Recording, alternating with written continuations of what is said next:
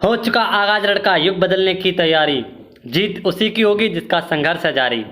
ठीक है मित्रों, तो आप सभी लोग संघर्ष को जारी रखिए और मैं आपका पूरा पूरा साथ देता रहूँगा।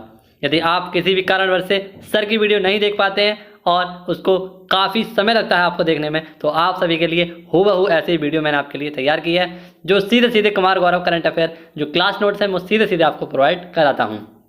ठीक है मित्रों, तो आप सभी लोग इस परिवार का हिस्सा बनिए और आप जल्द से जल्द इस चैनल को सब्सक्राइब कीजिए और इसका हिस्सा बनिए, क्योंकि आप सभी के लिए बेहद इंपॉर्टेंट है ये Kumar Gaurav current affair class notes, जो सीधे सीधे मैं आपको प्रोवाइड कराता हूँ काफ़ी शॉर्ट रूप से। पूछा गया है क्वेश्चन है हमारा आज का पहला, बेहद इंपॉर्टेंट क्वेश्चन है आप सभी के लिए।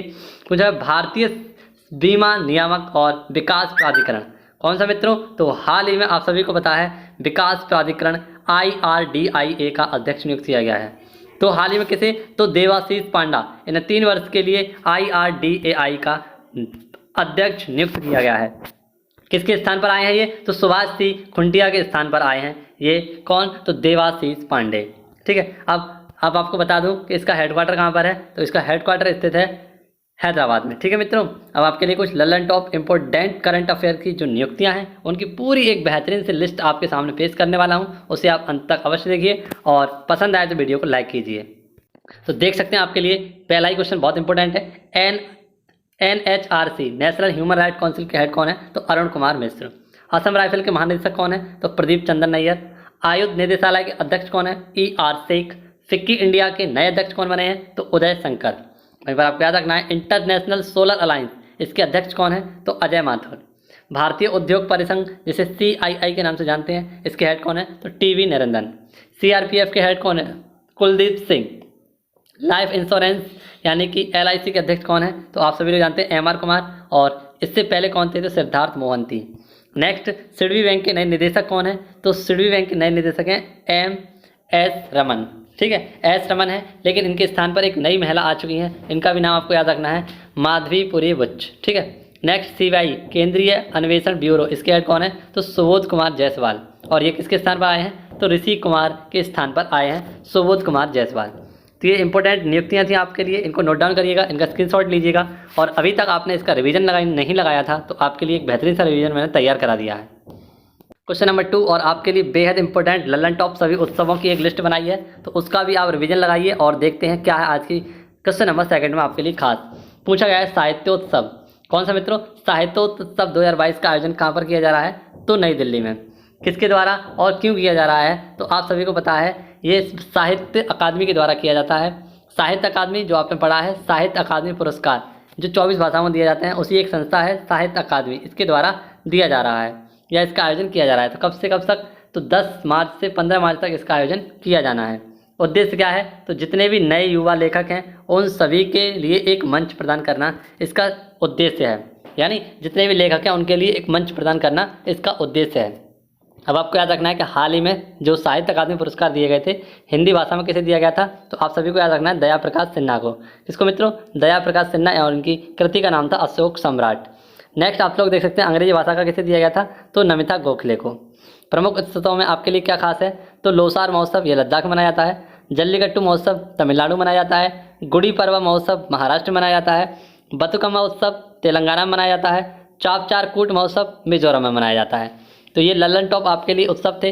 जैसा कि आपको पता है क्वेश्चन नंबर 6 मैं आपके लिए हमेशा खास लेकर आता हूँ, तो आज भी क्वेश्चन नंबर 6 आपका बहुत खास है, उसे पूरा अंत तक अवश्य देखिएगा।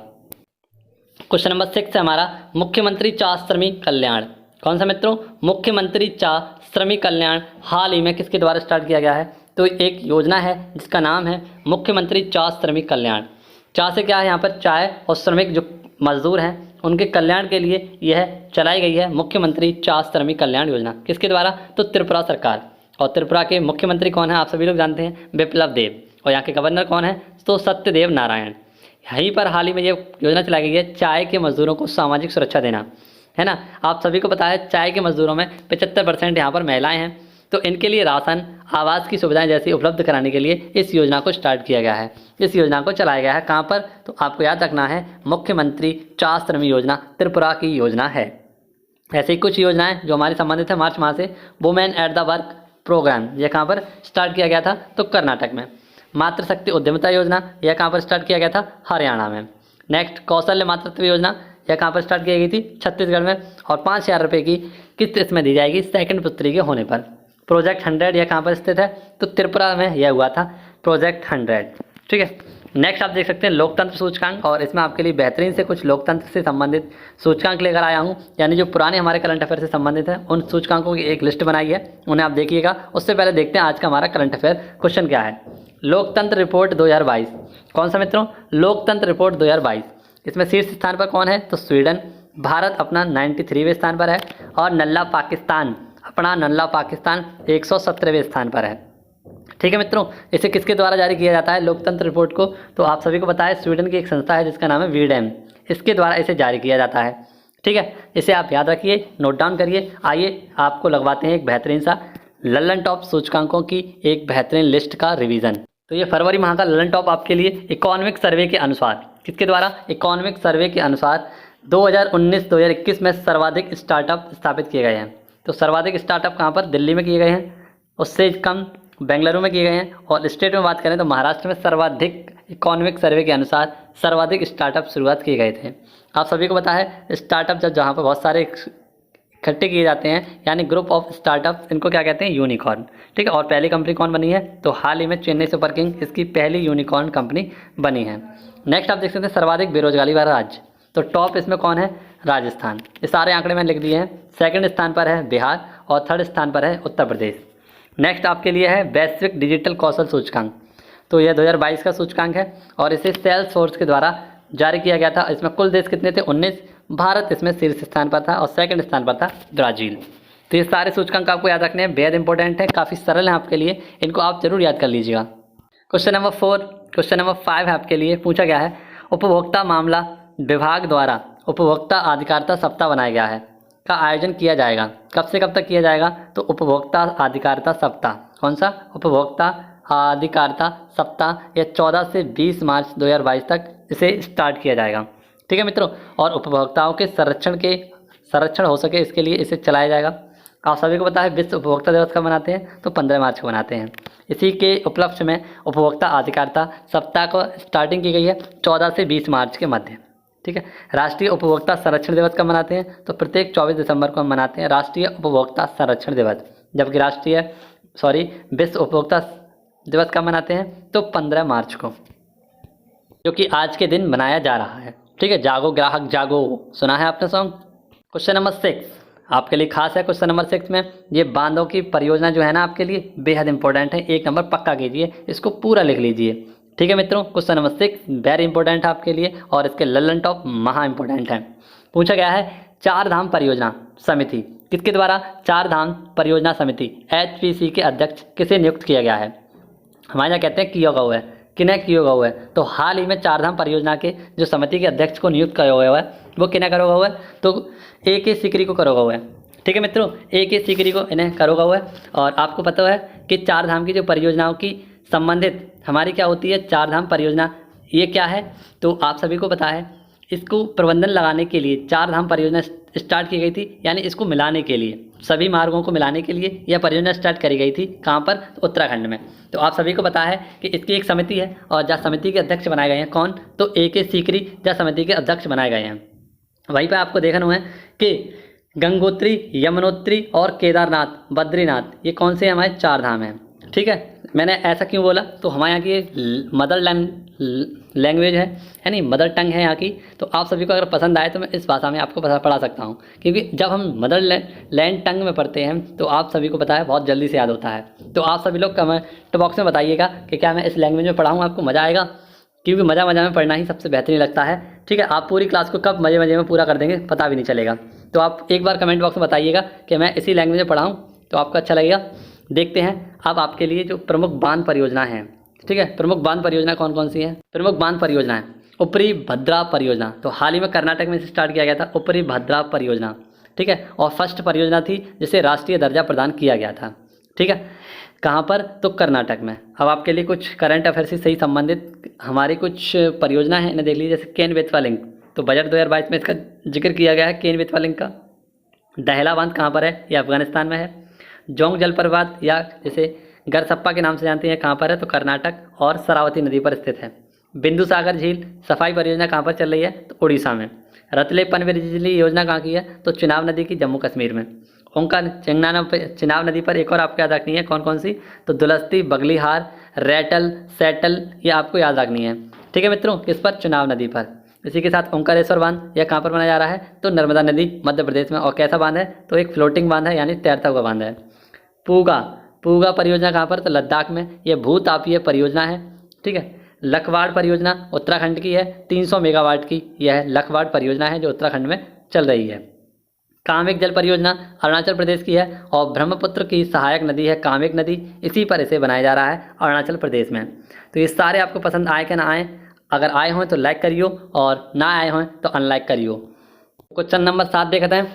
काफ़ी इंपॉर्टेंट क्वेश्चन आपके लाए पूछो हुआ है, हाल ही में किस फुटबॉलर ने इतिहास में सबसे ज़्यादा गोल बनाने की बात करी है ना? और इसने इतिहास रचा हुआ है कि सबसे ज़्यादा गोल बनाए हुए को। तो आप सभी को पता है, फेमस खिलाड़ी हैं, इनका नाम है क्रिस्टियानो रोनाल्डो। कौन मित्रों? Cristiano Ronaldo.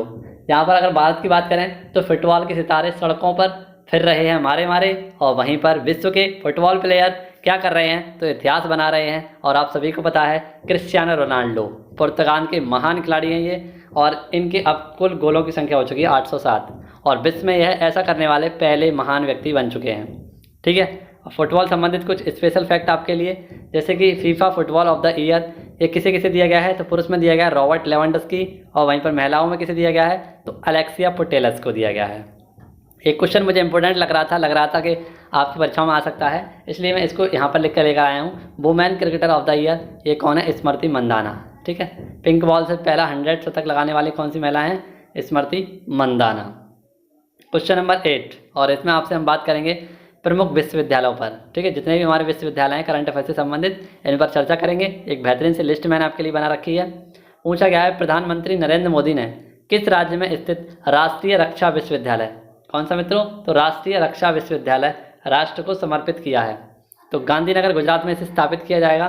ठीक है। और ये कैसा? तो पुलिस और सुरक्षा को निजी क्षेत्र के साथ मिलाकर बेहतर करने के लिए तो आपके लिए प्रमुख विश्वविद्यालय मेजर ध्यानचंद खेल विश्वविद्यालय कहाँ पर स्थापित है किया जाएगा? तो आप सभी को पता है, मेरठ उत्तर प्रदेश में। राष्ट्रीय खेल विश्वविद्यालय यह कहाँ पर? तो आप सभी को पता है, मणिपुर में स्थापित किया जाएगा।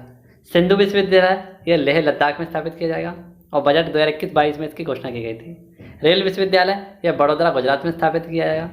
ट्रांसजेंडर विश्वविद्यालय यह कुशीनगर में स्थापित किया जाएगा। हार्टफुलनेस इंटरनेशनल योग अकादमी यह कहाँ पर स्थापित किया जाएगा? तो हैदराबाद में। अब आपको पता है कि IIT बाहर खुलेगी एक, तो UAE में, देश से बाहर खुलने वाली है भारत की एक IIT। कहाँ पर? तो UAE में। ठीक है। इंटरनेशनल एक आपको पता है योग विश्वविद्यालय भी खोला गया है, यह अमेरिका में खोला गया है, आप सभी को याद रखना है। ठीक है। क्वेश्चन नंबर 8 पूछा गया है, किस विधानमंडल में भारतीय रेलवे के पहले गतिशील कार्गो टर्मिनल का उद्घाटन किया गया है? तो आप सभी लोग जानते हैं, आपको पता है कि PM गति शक्ति मास्टर प्लान लॉन्च किया गया था बजट 2022-23 में, और इसके 7 स्तंभ थे। कितने मित्रों? 7 स्तंभ थे। लेकिन इसके 4 स्तंभ कौन कौन से थे? ये 4 स्तंभों में शामिल था, एक था गति शक्ति मास्टर प्लान, और गति शक्ति मास्टर प्लान के थे 7 इंजन। ठीक है। और इसी इंजन में से आपको बता दें कि इसके पहले कार्गो टर्मिनल का उद्घाटन कर दिया गया है। कहाँ पर किया गया है उसके बाद मैं बताऊंगा आपको कौन कौन से 7 इंजन थे। तो आप सभी को याद होना चाहिए, आसनसोल यह इसका मंडल है, एक आसनसोल जो वेस्ट बंगाल में पड़ता है। यहाँ से इसे कहाँ पर? तो थापर नगर झारखंड में स्थापित किया गया है। ठीक है मित्रों, थापर नगर झारखंड में इसे स्थापित किया गया है। आप जानते हैं PM गति शक्ति मास्टर प्लान के कौन कौन से 7 इंजन थे? तो आप सभी लोग देख सकते हैं, सड़क, जन परिवहन, रेलवे, बंदरगाह, हवाई अड्डा, जलमार्ग और लॉजिस्टिक इंफ्रास्ट्रक्चर। इसके 4 पार्क PP मॉडल पर स्थापित किए जाएंगे। बात करें यदि सड़क बजट 2022 में कितनी बिछाई जाएगी, तो 25,000 किलोमीटर सड़क बिछाई जाएगी, और प्रत्येक एक दिन में 70 किलोमीटर सड़क बिछाने की लक्ष्य रखा गया है। रेलवे की बात करें तो 400 नई वंदे भारत ट्रेन चलाई गई हैं, और हाल ही में आपको पता है कवच तकनीक का भी सफल परीक्षण कर लिया गया था रेल मंत्री अश्विनी वैष्णव जी के द्वारा। ठीक है। और रेलवे की बात आई है तो कुल जोनों की संख्या में पता है कितनी? 18। और नया हमारा रेलवे जोन कौन सा है? विशाखापट्टनम। रेलवे बोर्ड के नए अध्यक्ष और CEO कौन है? तो Vinay Kumar Tripathi. Railway police force के द्वारा एक पहल चलाई गई थी, इसका मिशन का नाम था अमानत मिशन। ठीक है। आपको ये सारे फैक्ट याद रखने हैं, काफ़ी इंपॉर्टेंट थे। अब ये जो किया गया है इससे क्या हुआ? तो जो यह पहला कार्गो टर्मिनल स्टार्ट किया गया है, इसमें होगा क्या? तो रेलवे की मासिक कमाई में 11 करोड़ रुपए का फ़ायदा होगा। इसके लिए स्टार्ट किया गया है। बात करें हाल ही में यूक्रेन और रूस का जो झगड़ा चल रहा है, इसमें सबसे बड़ा कार्गो विमान नष्ट किया गया था और इस कार्गो विमान का नाम था एंटनोव। क्या नाम था? एंटनोव 225, जिसे हम शॉर्ट फॉर्म में या आम भाषा में मारिया के नाम से जानते थे, जिसका अर्थ होता है सपना। ठीक है, सपना इसका अर्थ होता है और मारिया इसका नया नाम था। ठीक है, क्वेश्चन नंबर 10 देखते हैं और रूस पर लगे कुछ प्रतिबंधों पर हम चर्चा करेंगे। ठीक है, कि कौन कौन से रूस पर प्रतिबंध लगे हैं, उनको हमें एक ना एक याद रखना है, जिससे कि हमारी परीक्षाओं के लिए हम और भी ज़्यादा बेहतर तैयारी कर सकें। तो पूछा गया है नॉर्ड स्ट्रीम 1 गैस पाइपलाइन किन दो देशों के बीच है? तो आप सभी को पता होना चाहिए नॉर्ड स्ट्रीम 1 और नॉर्ड स्ट्रीम 2 ये दो गैस की पाइपलाइन है जो कहाँ से? रूस से जर्मनी तक आती हैं। रूस से जर्मनी के मध्य ये दो गैस पाइपलाइन है, इनको स्थापित किया गया था और ये कहाँ से होकर जाती हैं? तो बाल्टिक सागर से होकर जाती हैं। ठीक है, इसी गैस पाइपलाइन फर्स्ट को बंद करने की बात कही है किसने? रूस ने। ठीक है, और आपसे पूछा गया है कि किन दो देशों के मध्य है? तो यह रूस और जर्मनी के मध्य है, जिसे रूस ने बंद करने की बात कही है। ठीक है, कहाँ से होकर जा रही है? तो बाल्टिक सागर से। बाल्टिक सागर में 3 देश पड़ते हैं, एस्टोनिया, लातविया और लिथुआनिया। ये तीनों देशों के नाम याद रखते हैं, एस्टोनिया, लातविया और कौन सा है? लिथुआनिया। यहीं पर 3 देश पड़ते हैं, इनका नाम है क्या? तो इन्हें हम स्कैंडिनेवियन देशों के नाम से जानते हैं, नॉर्वे, स्वीडन और फिनलैंड। अब रूस पर कौन कौन से बैन लगे हैं, इनको भी जान लेते हैं। तो रूस पर लगे बैनों की एक पूरी बातें मैंने लिखी है, नोट डाउन की हैं। सबसे पहले तो आपको देखना है कि व्लादिमीर पुतिन को इंटरनेशनल फेडरल जूडो जो उसका वो था, इससे मानद अध्यक्ष से हटा दिया गया था। और भी अन्य प्रतिबंध लगे हैं रूस पर, जैसे फीफा ने इसे वर्ल्ड कप से बाहर कर दिया है। फीफा वर्ल्ड कप जो होने वाला है, इससे रूस को बाहर कर दिया गया है। रूस यूक्रेन के मध्य रशियन ग्रैंड प्रिक्स होने वाले थी, इससे भी रूसिया को बाहर कर दिया गया है। ओलंपिक इंटरनेशनल कमेटी के द्वारा रूस और बेलारूस को बाहर कर दिया गया है। अमेरिका ने बेलारूस में अपने दूतावास को बंद कर दिया है और इसी के साथ रूस को स्विफ्ट पॉलिसी से भी बाहर कर दिया गया। ये सारे फैक्ट आपको याद रखने हैं। आइए देखते हैं आज का हमारा क्वेश्चन क्या। तो आप सभी ने बहुत अच्छा प्यार दिखाया था कल वाले वीडियो पर, आप सभी का बहुत सहयोग रहा और बहुत सारे कमेंट भी आए थे। सभी को धन्यवाद, सभी का बहुत बहुत शुक्रिया इतना प्यार दिखाने के लिए। ठीक है मित्रों, इसी तरीके से अपना प्यार बनाए रखिए। और आपको पता है इसका राइट आंसर हो जाएगा अनंत नागेश्वर। पूछा गया है आर्थिक विकास संस्थान के नए अध्यक्ष कौन बनाए गए हैं? तो यह आर्थिक सलाहकार हमारे बने हैं अनंत नागेश्वर। ठीक है,